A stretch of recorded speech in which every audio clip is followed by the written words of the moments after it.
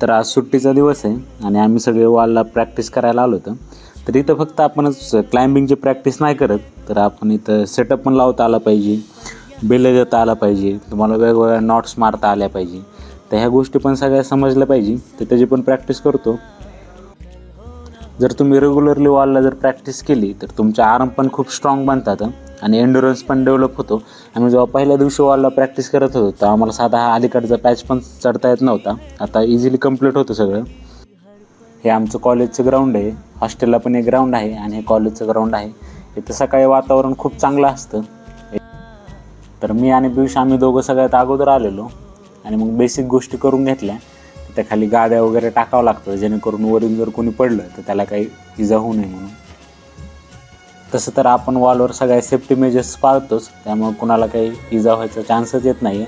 बिले वगैरे असतो आणि इन्स्ट्रक्शन पण देतात खालून की कसं क्लाइम्ब करायचं आणि बाकीच्या गोष्टी पण सांगतात. तर आता पूर्ण सेटअप लावून झाला आहे, तर चला क्लाइम्बिंग करू. तर मला मागच्या 2-3 दिवसापासून मी ट्राय करतो, तर हा पूर्ण पॅचेस कंप्लीट करता येत नाही. अलीकडे येतो तिथंच पडतोय मी. बघूत अजून 1-2 दिवसानंतर होईन एंडुरन्स डेव्हलप आणि मग कराल इझिली ते.